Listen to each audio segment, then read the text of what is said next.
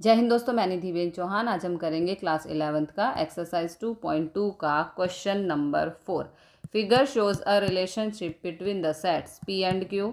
Right this relation in set builder form, roster form.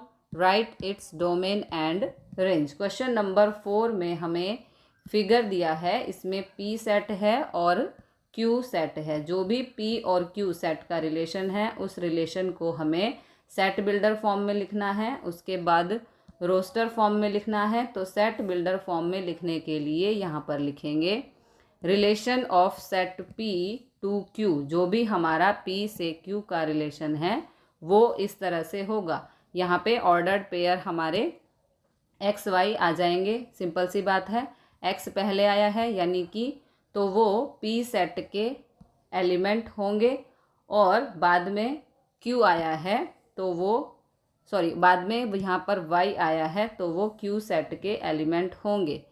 x belongs to p and y belongs to q, जो कि आगे यहाँ पर कहीं लिखा जाएगा। लेकिन उससे पहले जो भी हमारे p सेट के एलिमेंट हैं और q सेट के एलिमेंट हैं उनके बीच में रिलेशन की कंडीशन हमें पता लगानी है। वो कंडीशन यहाँ पर लिखी जाएगी। कंडीशन किस तरह से है? सच दैट कंडीशन पता लगाते हैं। देखो यहाँ पर 5 में से 2 माइनस करेंगे तो हमें 3 मिलता है। 6 में से 2 माइनस करेंगे तो हमें 4 मिलता है। 7 में से 2 माइनस करें तो 5 मिलता है। एक सिंपल रिलेशन हमें पता चल गया कि P के तीनों एलिमेंट में से -2 करने पर हमें Q सेट के एलिमेंट मिलते हैं। तो रिलेशन किस तरह से बनाएंगे? P के एलिमेंट हमारे X हैं, Q के एलिमेंट हमारे Y हैं। हमने यहाँ पर लिखा है X belongs to P, Y belongs to Q। तो यहाँ पर क्या करेंगे? Y equal to X minus 2। अब वैल्यूज़ पुट करके देख लो। देखो इस तरह से y equal to x minus 2। हम एक वैल्यू पुट करके देख लेते हैं। ये हमारा y है यानी कि q सेट के एलिमेंट हैं। हमारा x है यानी कि वो p सेट के एलिमेंट हैं। अब यहाँ पर x की वैल्यू पुट करके देख लेते हैं कि y की वैल्यू हमारी करेक्ट आएगी या नहीं। यहाँ पर हम x की जगह पर पुट करते हैं 5 माइनस 2, तो हमें मिलेगा 3। ओके, x की जगह पर हमने 5 पुट किया तो y हमें 3 मिला। y इक्वल टू आ जाएगा 3। ओके, बिल्कुल सही है, बिल्कुल सही रिलेशनशिप हमने यहाँ पर बनाई है। तो जो भी हमारा ये x और y है ये किस तरह से हुआ? Such that y equal to x minus T, where x belongs to p, y belongs to q। ये सिंपल सी सेट बिल्डर फॉर्म हमने यहाँ पर लिख दी है। अब रोस्टर फॉर्म कैसे लिखेंगे?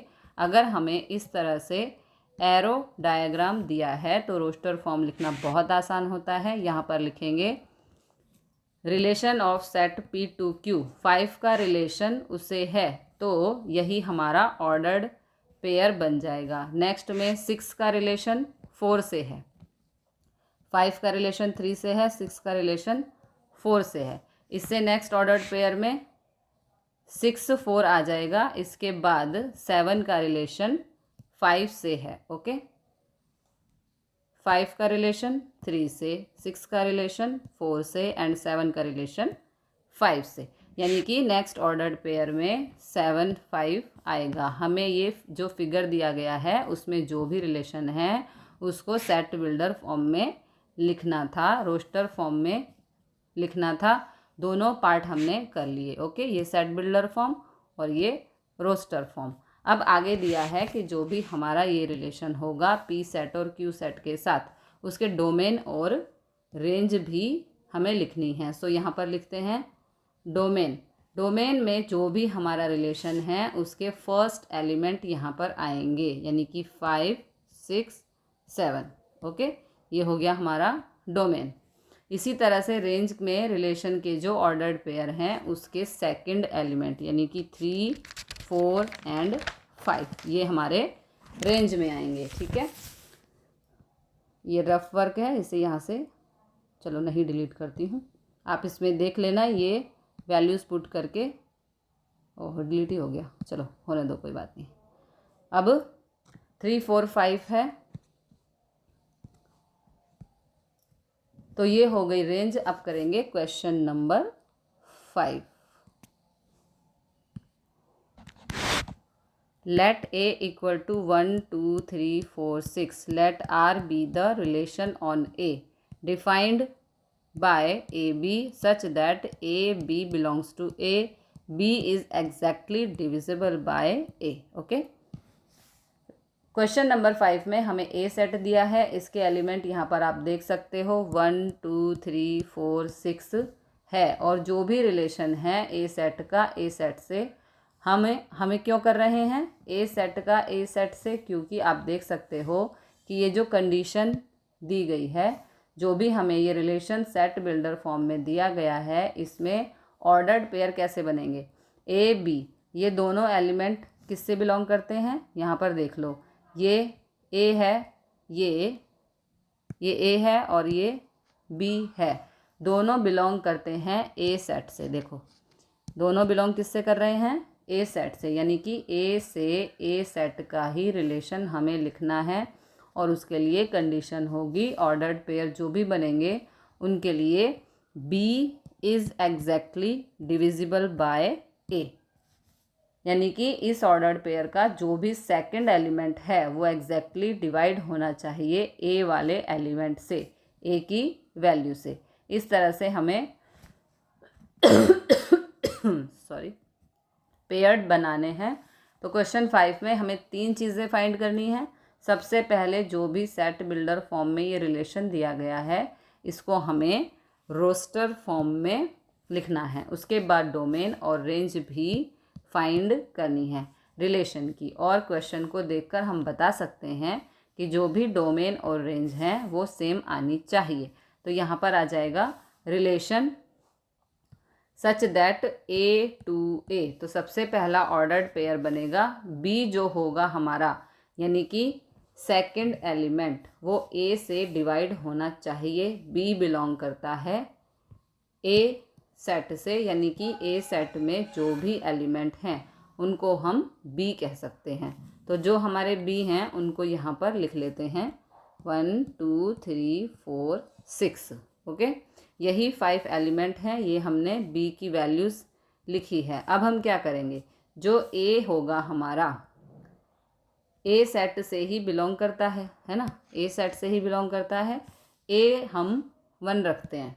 सबसे पहले देखते हैं कि 1 से इनको एग्जैक्टली डिवाइड किया जा सकता है या नहीं। सभी के डेनोमिनेटर में 1 रख देते हैं। ओके, तो अब आप बताओ 1 से 1 को डिवाइड किया जा सकता है, यानी कि ये ऑर्डर्ड पेयर हमारा बनेगा। तो 1, 1। ओके, इसी तरह से 2 को 1 से डिवाइड किया जा सकता है, ये भी ऑर्डर्ड पेयर बनेगा 1, 2। 3 को 1 से डिवाइड किया जा सकता है, 1 की टेबल में 3 आता है, यानी कि ये भी ऑर्डर्ड पेयर बनेगा 1, 3। ओके, 1 इंटू 1 4 ज़ा 4, यानी कि ये भी ऑर्डर्ड पेयर बन जाएगा। तो ये 1, 4 और 1 6 ज़ा 6 होता है, यानी कि ये भी ऑर्डर्ड पेयर बनेगा। नीचे हमारी ए की वैल्यूज़ है और ऊपर हमारी बी की वैल्यूज़ है, तो ये पेयर बन गया 1, 6। ओके, सो ऑर्डर्ड पेयर बन गए हमारे। इससे अगला नीचे है ए, ऊपर है बी, यानी कि 1, 2 1, 2 होगा हमारे। सेकंड वाला नेक्स्ट में आएगा 1, 3, फिर 1, 4, फिर 1, 6। जो भी हमारी बी की वैल्यू थी उनको ऊपर एज इट इज़ रहने देंगे। अब हमने 1 से चेक कर लिया सभी एलिमेंट को, कौन कौन से एग्जैक्टली डिविजिबल हैं या नहीं। अब इससे नेक्स्ट वाली वैल्यू है यहाँ पर 2 से चेक करेंगे सभी के सभी डिविजिबल हैं या नहीं, यानी कि सबके डेनोमिनेटर में 2 रख देंगे। अब चेक करते हैं कौन कौन से एग्जैक्ट डिविजिबल होते हैं। 1/2 ये एग्जैक्ट डिविजिबल नहीं होगा, 2 की टेबल में 1 नहीं आता है, तो ये इसका ऑर्डर्ड पेयर नहीं बनेगा। ओके, अब 2/2, 2 की टेबल में 2 आता है तो ऑर्डर्ड पेयर बनेगा। ओके, तो यहाँ पे लिख देंगे 2 2। ओके, इसके बाद 3/2 ये ऑर्डर्ड पेयर नहीं बनेगा, एग्जैक्टली डिविजिबल नहीं होगा। इसी तरह से 4/2 ये एग्जैक्टली डिविजिबल होता है क्योंकि 2 की टेबल में 4 आता है। इसी तरह से तो ये देखो इसका पेयर बनेगा 2 4। ओके, इसी तरह से 2 की टेबल में 6 आता है, यानी कि 2 से जब हम इनको चेक करेंगे तो हमें 3 ऑर्डर्ड पेयर बनेंगे, 2 2, 2 4 एंड 2 6। ध्यान रखना है कि नीचे वाली वैल्यू है वो A है और ऊपर वाली वैल्यू है वो B है। A वाली वैल्यू पहले आएगी, B वाली वैल्यू बाद में आएगी। अब 2 से चेक कर लिया हमने, अब 3 से चेक करेंगे। 3 से चेक करने के लिए सभी के डेनोमिनेटर में 3 लिख देते हैं। 3 की टेबल में 6 आता है। 3 की टेबल में एक तो 3 आता है, इसको सर्कल कर देती हूँ, और 3 की टेबल में 6 आता है। ओके, यानी कि 2 ऑर्डर्ड पेयर बनेंगे। कौन कौन से? 3 3 ये रहा और 3 6 ये रहा। ओके, इसके बाद यहाँ पर 4 है, 4 से चेक करेंगे। सभी वैल्यू को सभी के डेनोमिनेटर में यहाँ पर हम 4 लिख देंगे। 4 से 4 कैंसिल, यानी कि एक तो ये पेयर बनेगा हमारा।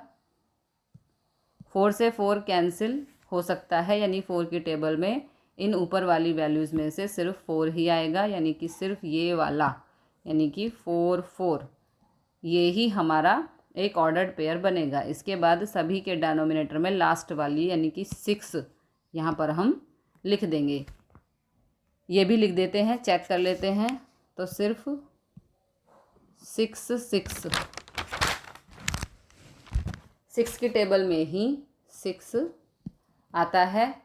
6 की टेबल में ना तो 1 आता है, ना 2 आता है, ना 3 आता है और ना ही 4 आता है।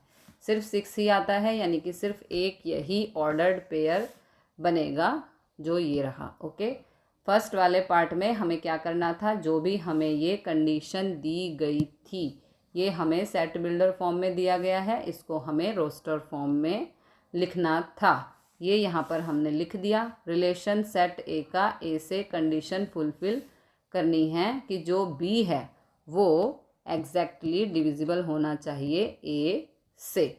अब इसके डोमेन और रेंज बिल्कुल सेम आएंगे। तो सेकंड वाले पार्ट में हमें डोमेन फाइंड करना है। डोमेन में जो भी हमारे ऑर्डर्ड पेयर में फर्स्ट एलिमेंट होते हैं, सारे के सारे वो हमारे होते हैं। डोमेन यहाँ पर एक बात ध्यान रखनी है, डोमेन भी हमारा एक सेट होता है और उसमें कोई भी वैल्यू रिपीट नहीं होनी चाहिए। तो जो भी ये हमारे ऑर्डर्ड पेयर हैं उनकी वैल्यू है, हम देखो 1 1 1 1 1, लेकिन हमें एक नंबर को एक ही बार लिखना है, तो इसलिए यहाँ पे 1 लिखेंगे। उसके बाद 2 2 2, 2 को एक बार लिखेंगे। उसके बाद 3 3, 3 को एक बार लिखेंगे। उसके बाद 4 और ये 6, कोई भी नंबर यहाँ पर रिपीट नहीं होना चाहिए। ओके, इसी तरह से थर्ड पार्ट में हमें फाइंड करना है रेंज। जो भी हमारा ये रिलेशन है इसकी रेंज होता है हमारे ऑर्डर्ड पेयर का सेकंड एलिमेंट, यानी कि 1 2 3 4 6। ओके, और यहाँ पर कोई भी नंबर रिपीट नहीं करना है। तो क्वेश्चन नंबर 5 में हमें क्या करना था, जो भी ये कंडीशन दी गई है सेट बिल्डर फॉर्म में, रिलेशन दिया गया है, ए सेट बिल्डर फॉर्म में दिया गया था, उसे रोस्टर फॉर्म में लिखना था। उसके बाद डोमेन और रेंज फाइंड करना था, जो हमने कर लिया। ओके, तो मिलते हैं अगले क्वेश्चन के साथ अगली वीडियो में। तब तक के लिए जय हिंद, जय भारत।